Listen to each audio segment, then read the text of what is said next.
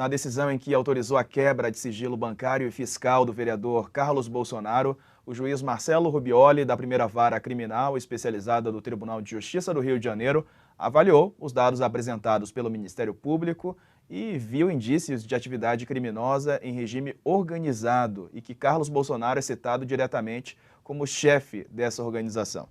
Quem tem os detalhes ao vivo é a colunista Juliana Dalpiva. Conta mais, Juliana. Boa tarde para você. Boa tarde, Diego. Me ouvindo direitinho agora, né? Certinho, vamos lá. Então, o pedido de quebra foi feito pelo Ministério Público no dia 5 de maio desse ano, foi deferido no dia 24 pelo juiz Marcelo Rubioli.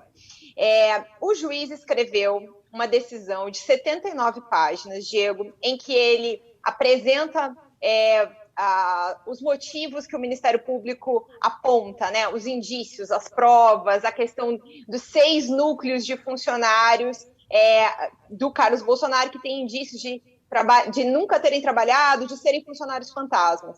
E depois ele constrói, a partir dos dados do COAF, as suspeitas com relação à questão da rachadinha, né, dos saques, e também a questão da lavagem de dinheiro via imóveis. O juiz, ao analisar esses elementos todos, o que ele diz, Diego? Ele diz assim, que da leitura dos autos do procedimento declinado, apura-se facilmente que se encontram presentes indícios rotundos de atividade criminosa em regime organizado para a prática de crimes. E depois ele fala assim, Carlos Nantes é citado diretamente como chefe da organização, até porque o mesmo efetua as nomeações dos cargos e funções comissionadas do gabinete. O juiz diz, Diego, que ainda é uma decisão que não é uma decisão final, né? Porque, afinal de contas, é uma decisão para autorizar a quebra de sigilo bancário e fiscal dos investigados, de 27 pessoas, e que, claro, não é um juízo final, mas que tem dados suficientes para permitir a quebra de sigilo e que permite o avanço das investigações. Acho que para quem está acompanhando a gente aqui, Diego, que é importante que a gente lembre como é que é o raciocínio. É um raciocínio de que o Carlos Bolsonaro, como vereador, ele é o principal responsável pelo mandato. É ele quem nomeia as pessoas. O chefe de gabinete tem uma função de organização e de comando desses assessores do gabinete. Então, é meio que esse raciocínio.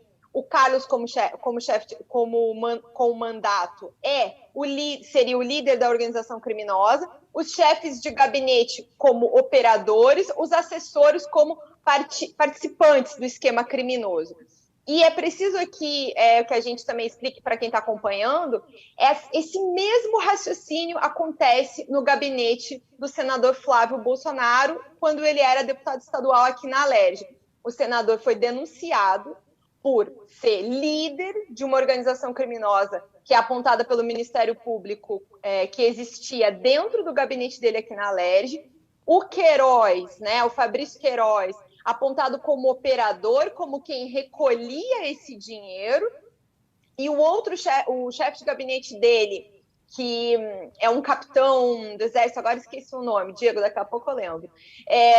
Ele é apontado como responsável também, como operador administrativo do esquema, e aí depois uma série de assessores, uns 15 assessores, são apontados como pessoas que participaram desse esquema por serem funcionários fantasmas, e porque naquele caso lá o Ministério Público já tinha quebrado sigilo e verificado as devoluções, a entrega dos salários, e a questão da lavagem de dinheiro com imóveis. Então, são muitas semelhanças, Diego, que existem, né, dentro dos dois casos. Parece tudo realmente um modus operandi, que é uma coisa que eu mesma já venho verificando por acompanhar essa história, por fazer as minhas próprias investigações. É tudo muito parecido, né? E aí, enfim, também para lembrar aqui, quem quiser acompanhar o nosso podcast, A Vida Secreta de Jair, vai ouvir ali ex-funcionários, parentes do presidente, admitindo essas devoluções e também como é que funcionava, e citando outros operadores. Eu acho, Diego, que depois da análise dessas quebras de sigilo, outros nomes vão surgir nessa história e essa investigação deve se aprofundar ainda mais. Deve caminhar mais rapidamente. Juliana, só para a gente aqui pontuar, é importante a gente fazer essa pontuação. Muitas vezes a gente fala rachadinha, muita gente acredita que seja algo menor, e não é, né? Peculato é crime, enfim, é uma forma de corrupção também, e é importante a gente pontuar isso porque é algo sério, né? É algo que, é claro que não aconteceria apenas aí, é algo enraizado aí na cultura política brasileira, mas é algo que precisa ser combatido, né?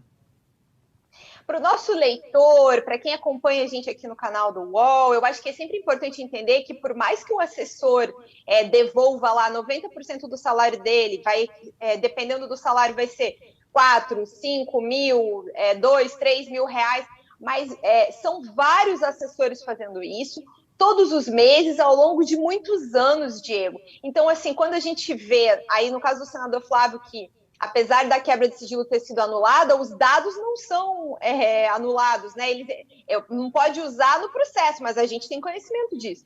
Então, assim, a gente sempre vê valores milionários, né? 500 mil, 1 milhão, 2 milhões.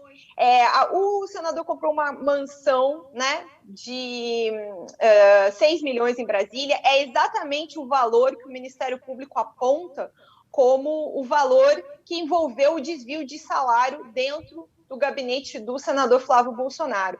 No caso do Carlos, a gente ainda não sabe, mas a gente, por exemplo, agora há pouco falamos sobre uma transação imobiliária, duas transações imobiliárias da Ana Cristina Siqueira Vale, que envolveram pelo menos 500 mil reais em dinheiro vivo, né? Eu acho que é isso que as pessoas precisam entender. Não é 2, 3 mil reais, embora só isso já seria crime. Não, a gente está falando de valores muito altos, são coisas assim muito inacessíveis à grande parte da população brasileira e que é crime, né? É se apropriar de um dinheiro que não é seu, que não foi ganho com o seu trabalho e que é do contribuinte. É dinheiro meu, seu, nosso, que a gente paga via impostos para que os assessores trabalhem para os parlamentares para construir legislação, para representar a população.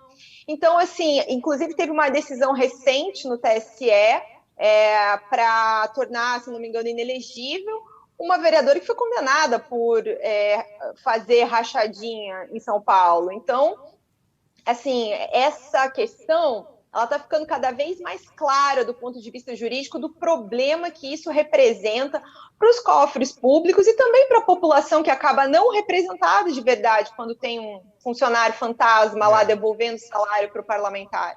Alguém que deveria trabalhar em prol, né, da sociedade, da cidade, da Câmara, da Assembleia, de onde seja, e não está fazendo isso.